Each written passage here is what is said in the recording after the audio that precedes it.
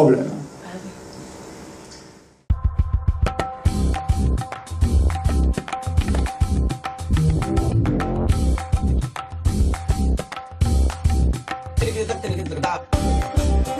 En accompagnant le rayonnement d'un islam moderne et laïque, l'Institut des cultures d'islam, établissement de la ville de Paris, œuvre pour une meilleure compréhension réciproque et un dialogue des cultures. Au cœur de la Goutte d'Or, quartier riche en culture du monde entier, l'ICI sera réparti en 2 sites à l'architecture semblable.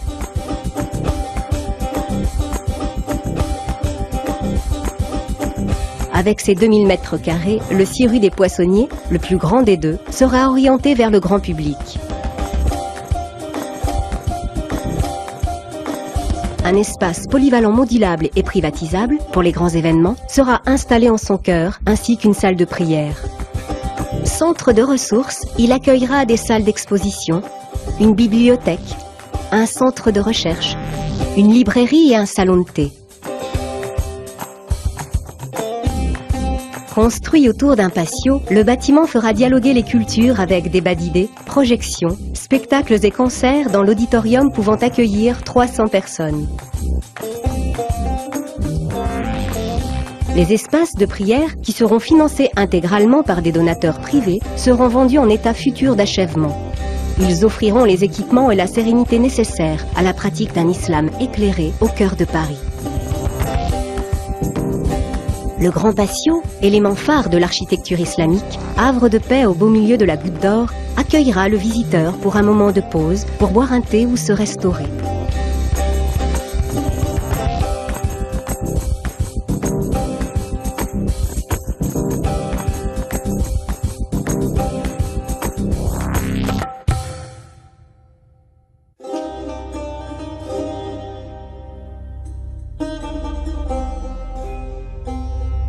Le 56 rue Stephenson, de 1400 mètres carrés, à vocation plus intime et familiale, offrira un hammam moderne, des salles d'apprentissage pour des cours de langue, des formations, des ateliers de création contemporaine. Le patio sera le cœur de ce bâtiment, avec un espace polyvalent central modulable, pour notamment la prière du vendredi ou les jours de fête, en complémentarité avec une salle de prière indépendante.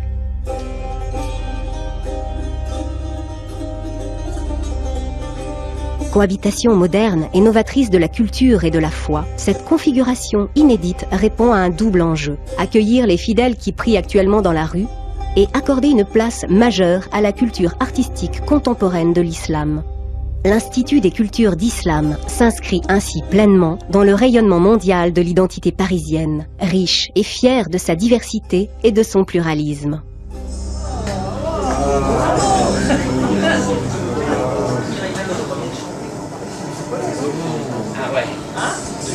Je vous invite à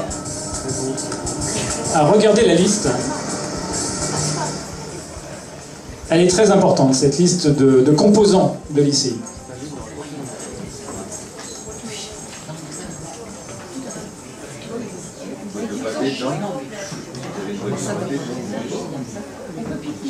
Voilà, je vous ai recopié la liste ici. Cette liste est très importante, très importante. Et vous allez tout de suite savoir pourquoi.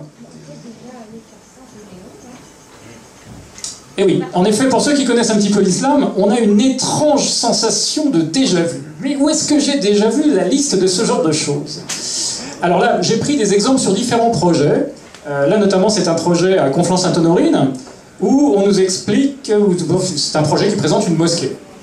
Donc je vais lire un petit peu de texte, rassurez-vous, ça ne va pas être très long. Donc on nous explique qu'une mosquée est devenue plus qu'un lieu de culte. Elle sert d'institution sociale, éducative et politique. Elle peut ainsi être accompagnée d'une médersa, donc d'une madrasa, d'un centre de formation, voire d'une université. Elle sert aussi de lieu de rencontre et d'échanges sociaux. Il faut savoir qu'une mosquée, effectivement, ce n'est pas une église.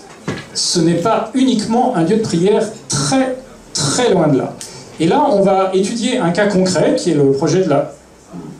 Voilà, qui est le projet de la Grande Mosquée de Reims, où, là encore, vous pouvez trouver... J'ai pris du matériel qui peut être consultable sur Internet. Tout ce que vous voyez là est consultable par Internet. Je vous demande de vérifier. Tout est vérifiable.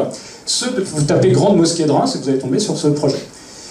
Cette Grande Mosquée, va être un petit peu notre étalon. Voilà. Qu'est-ce qu'une grande mosquée? Qu'est-ce qu'une mosquée? Qu'est-ce qu'il y a dans une mosquée? Et l'intérêt de ce projet, c'est qu'il y avait les plans qui étaient disponibles, donc je vous les montre ici.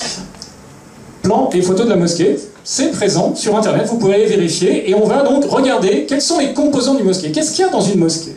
Bon, moi j'ai une petite idée, mais on va voir ça ensemble. Eh bien, nous avons une salle de prière. Ce sont les parties vertes. Ici, salle de prière pour les hommes, en bas, et salle de prière en haut, pour les femmes, séparées, bien sûr. Vous avez une salle d'exposition, au centre. Vous avez une bibliothèque. Une salle de réunion. Un salon de thé. Une grande salle polyvalente qui sert à... Elle est polyvalente, hein, plusieurs choses. Des salles d'apprentissage, salles de cours. Et enfin, des salles d'activité, elles aussi séparées, on précise ici, salle d'activité et là, salle d'activité féminine. Regardez cette liste et faisons une toute petite comparaison qui, à mon avis, sera assez instructive. Grande mosquée de Reims et en face, l'Institut des cultures d'Islam.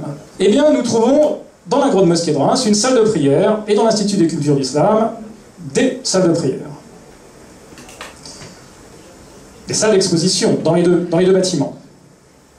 Une bibliothèque dans les deux bâtiments. Une salle de réunion. Alors, dans l'ICI, on appelle ça un centre de recherche. Alors pour l'instant, on ne sait pas très bien ce qu'ils vont rechercher, mais en tout cas, c'est certain, on aura des pièces qui serviront à faire des choses. Enfin, le fait est que à la grande mosquée de Reims, on a donc des salles de réunion. Là, on a un centre de recherche, donc petite différence. Salon de thé dans les deux bâtiments. Grande salle polyvalente dans la mosquée de Reims, et M. Delanoë, il a été généreux, c'est pas juste une grande salle polyvalente, c'est un auditorium carrément équipé. Donc c'est en même temps, enfin la même chose et pas la même chose. La grande salle polyvalente à Reims, bien sûr, peut servir d'auditorium. À la mosquée de Paris, comme on ne compte pas avec l'argent du contribuable, on offre un auditorium normal. Des salles d'apprentissage. Alors, des salles d'apprentissage, qu'est-ce qu'on apprend dans les mosquées? Eh bien, il y a une chose qu'on remarque quand on étudie les sites de mosquées, les projets de mosquées, etc. Systématiquement, vous avez des cours d'arabe. Je reprends le site de la Plume à Conflans-Sainte-Honorine. Je me dis, mais pourquoi l'arabe? On peut se dire, mais pourquoi systématiquement de l'arabe? Pourquoi pas de temps en temps du chinois, quelque chose d'autre? Eh bien, les salles de cours seront instaurées afin de répondre à un besoin éducatif. Toujours important l'éducation. Diverses activités pédagogiques seront proposées, telles que les cours d'arabe. Alors, il y a toujours les cours d'arabe. Des fois, les autres, il n'y en a pas. Il n'y a que les cours d'arabe. Mais là, en tout cas, il y a des cours d'arabe. Donc, cours d'arabe destinés aux personnes souhaitant découvrir ou bien approfondir la langue arabe, l'histoire, et donc de bénéficier d'une meilleure compréhension des récits coraniques. Et ouais. L'arabe, ça sert finalement beaucoup à lire le Coran. Ça vous sert aussi à comprendre ce qui est déversé par les chaînes satellitaires musulmanes directement. Vous pouvez donc comprendre les prêches d'Al-Qaradawi et tout un tas de gens qui hurlent le djihad et à l'égorgement des mécréants.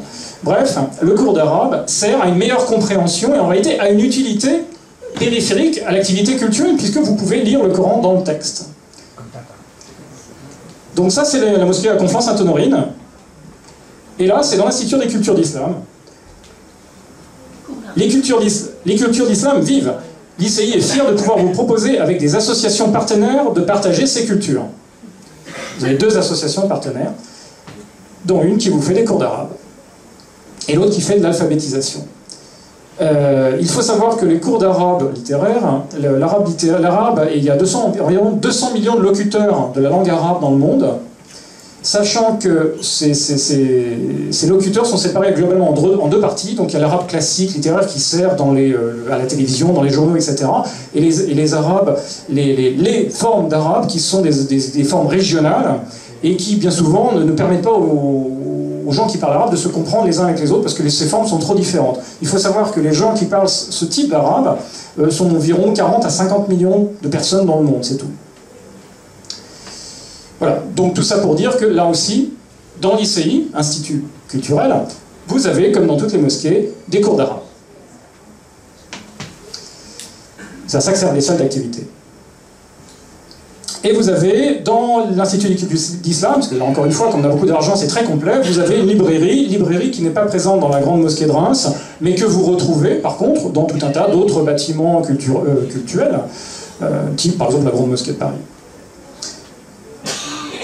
Et dans l'Institut d'études d'Islam, un patio, qui nous est présenté comme l'espace central. Et alors, dans la grande mosquée de Reims, ils n'ont pas de patio, parce que tout simplement, ils ont des jardins extérieurs. Mais ils ont ces espaces verts qui sont très importants dans les mosquées, qui sont vraiment traditionnels. La mosquée, très souvent, est organisée autour d'un espace intérieur, d'un patio, ce que respecte tout à fait au niveau de la forme l'Institut des cultures d'Islam.